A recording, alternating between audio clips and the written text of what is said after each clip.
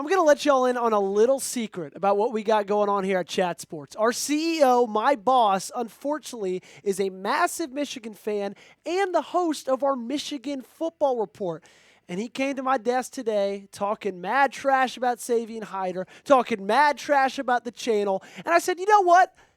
Vol fans are the best fans. Even if they didn't land Savion Hyder, I bet you we'll beat you in a race to 50 subs tomorrow. So he said, game on, alrighty? I need you guys to back me up, okay? Because I talked a big game about Vol Nation, and I know we're the best fan base in the country. So help me out. Hit that subscribe button for free daily coverage of your Tennessee Volunteers.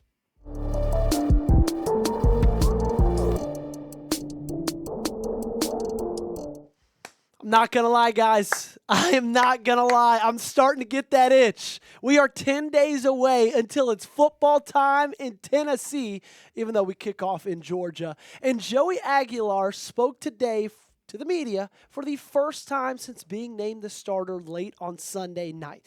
And the great thing, the thing you guys will already be fired up about is it seems that he's already hitting the deep ball. It's hilarious. You know that this was such a big problem last year, such a problem that he was actually asked about it in his press conference today, and he responded with the following. Yeah, we got a couple out there talking about deep balls going, so it feels good. Feels good. I think I connected with Chris when he came back. Mike got one. Amari got one. I think I connected with who's Radarious Jackson too. A little bit of everybody, honestly, spreading the wealth. And not to quote Maren Morris here, but can I get a hallelujah? Can I get an amen? Because I know that you guys are a lot like me. And when you watched this team in 2024, this was easily, without a doubt, the most frustrating part of this offense and the most frustrating part of this team in general. Because if you look back on the film and if you rewatch those games, like Josh Heupel was still absolutely dialing it up. There were times every single game where receivers were running naked down the sideline. But Nico, 16 for 50 on 20-plus yard throws. So any throw over 20 yards, he was 16 for 50. Translation, not very good. And it was in the biggest moments too, in the biggest games as well. Like I said, Heupel didn't lose a step. We just had a quarterback last year who couldn't connect on these deep shots. Look at this photo. Alabama, 0-0 into the first quarter. I believe that's Squirrel White with about, 3 yards of separation between him and the nearest defensive back? Guess how that play ends up? Overthrown. Then I take you to the fourth quarter, down 3. Now, I'm not going to say Nico was never clutch because he did deliver a great touchdown throw at the end of this drive, but still, 3rd and 5, about 2.5, 3 yards of separation down the sideline, overthrow.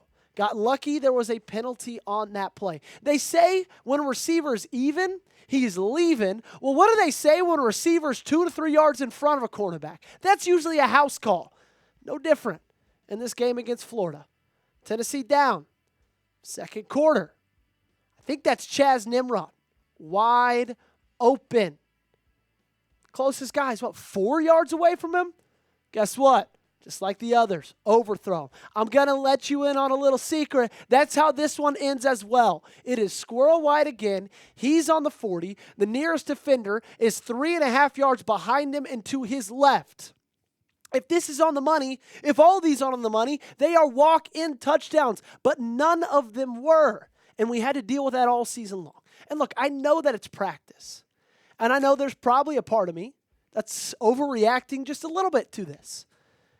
But it's just because I'm feeling good about it. I'm feeling excited about it. It's got me feeling really optimistic about this season. And honestly, what impresses me the most and what you should be happiest about when it comes to Joey Aguilar is his comfortability with this system in this offense already. He said it was a lot coming in with such a short amount of time, but I grinded out the days, being in here early morning, late nights. I would just go out there, watch film, talk to the coaches, just try to get the game plans going and get the concept of the offense down. It took a while, but I got it down. I was able to go out there and perform in the scrimmages and stuff like that. And he came in taking the perfect approach. He knew it was going to take a long time to get this offense down. But like he said, he was in early mornings, late nights, film sessions. This isn't an easy offense to run. I don't need to tell Joey Aguilar that. I don't need to tell anybody that. But especially when you are a quarterback, okay? There are so many difficult things about it, and I'm going to get to those in just a second. But I want to hear from Vol Nation. How do you feel about the fact that Joey's the starter? Are you happy? Are you sad? Let me know in the comment section down below. Let me feel those emotions. Give me an H if you're happy. Give me an S if you are sad.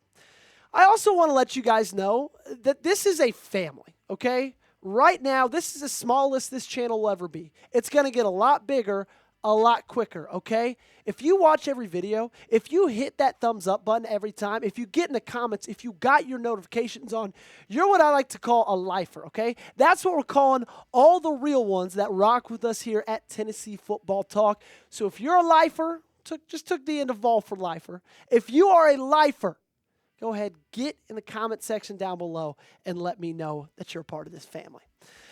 What makes it so hard, number one, is the tempo that Tennessee plays with.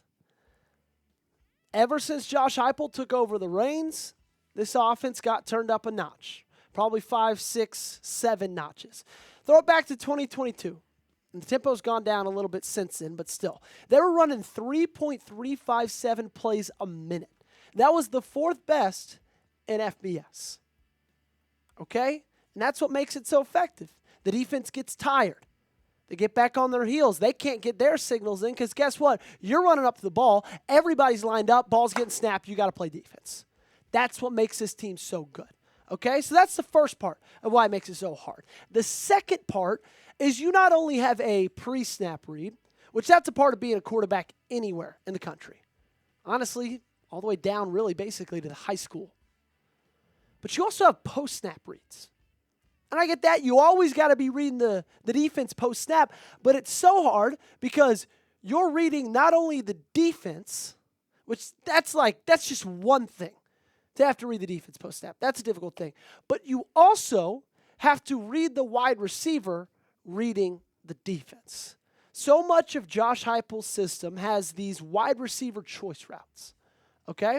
We're on a certain wide receiver, on their certain, tree on that play, based on what the guy lining up across from them does, they have different route combinations. So they could be running a comeback, they could be running a 5-yard and in, or they could just be running a go. So the quarterbacks have to read the defense pre-snap, see if they're in cover 2, cover 4, see if they're playing man. They have to be reading the defense post-snap, see if they showed them, some different kind of coverages, see if the cornerback's lied, and then they have to read and see what the wide receiver is going to do from what he sees.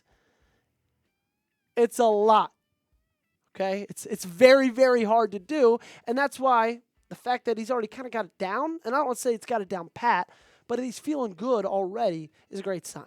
Another thing, what makes it hard to be the quarterback of this offense, what makes me happy he already feels comfortable in this offense, is the wide receiver spacing is very, very different for Tennessee, okay? Josh Heupel uses the entirety of the 53 1/3. That's how wide a football field is. If you look at where the wide receivers are aligned for Tennessee, they are always 5 yards from the sideline. Honestly, usually less than that. Look how far away that is for the quarterback. You got to make a lot further throws. But what it does is it helps your run offense a lot better because these defenses are spread so wide. They're spread so thin. It's effective. Joey didn't have to do that at Appalachian State. Look at his 2 top wide receivers. Both inside the numbers. The one on the inside, the slot receivers on the hash, basically. And then the 2 receivers to his left, they're not further than, 10 yards outside next to him? And so that's a totally different part of this offense as well. You're going to have to make longer throws. You're going to have to make further throws. What was a 10-yard screen route now just turned into a 15-yard. What was a 10-yard comeback that you're probably putting in the air 17 yards, tack on another 10 to that. So wide receiver spacing is a really, really hard part of this offense that I'm happy that Joey's already getting comfortable with. And the last one is the time crunch that he specifically had. like we said off the top, he came into Knoxville April 21st.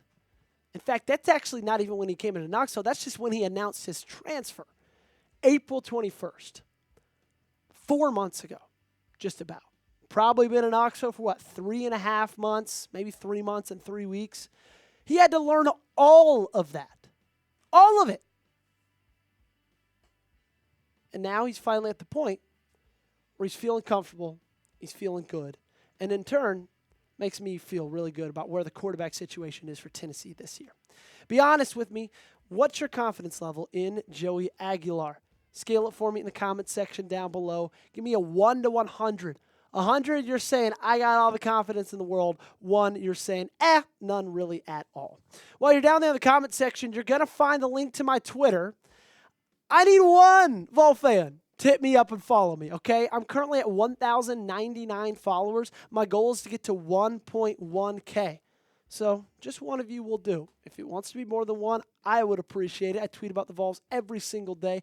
I cover breaking news as quickly as I can right here on the channel. I can never do it as fast as I can on Twitter, okay? So if you're on Twitter yourself and you can't get enough Vol coverage, I'm a great follow. You can find me at Joey Petersen 8. And again, the link to my Twitter is in the comments and description of today's video.